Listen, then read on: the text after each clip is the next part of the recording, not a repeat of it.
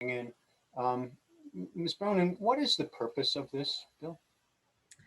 Well, there's lots of, thank you for asking that question, Representative. There's lots of different reasons for zoning reform. You can go to our website, desegregate.ct.org. There's a page called Why Act. And on that page, we summarize three primary arguments for zoning reform.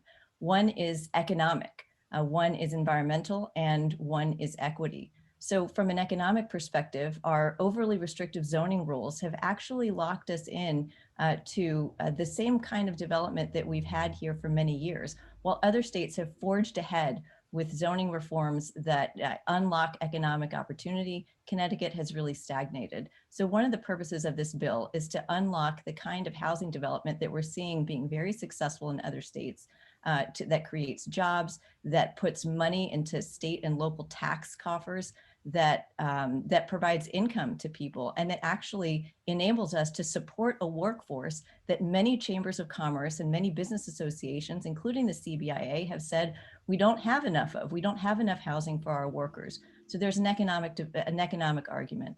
The environmental argument here is really simple.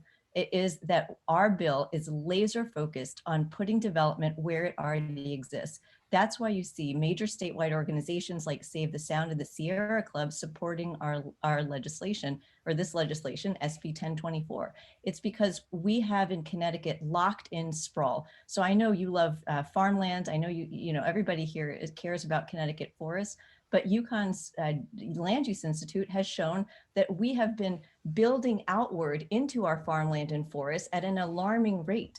We have done that not through really maybe intentionally, but we've done it just because we haven't taken a close look at where we put housing. We've been sprawling and sprawling outward, which means more infrastructure costs, more roads, more greenhouse gas emissions, and more public health problems associated with that down the line.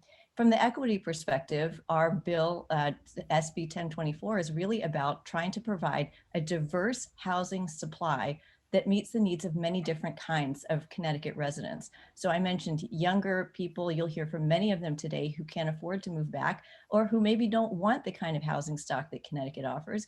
You're going to hear from older people who can't find a place in their own communities. A commissioner from Coventry wrote in her testimony that she would love to live there, planning and zoning commissioner, but her town doesn't allow the kind of housing that she can afford. It only really allows single family housing. So what we're trying to do with this bill is actually address a range of issues that Connecticut faces, issues that make Connecticut one of the slowest growth states in the country, as well as one of the oldest states in the country.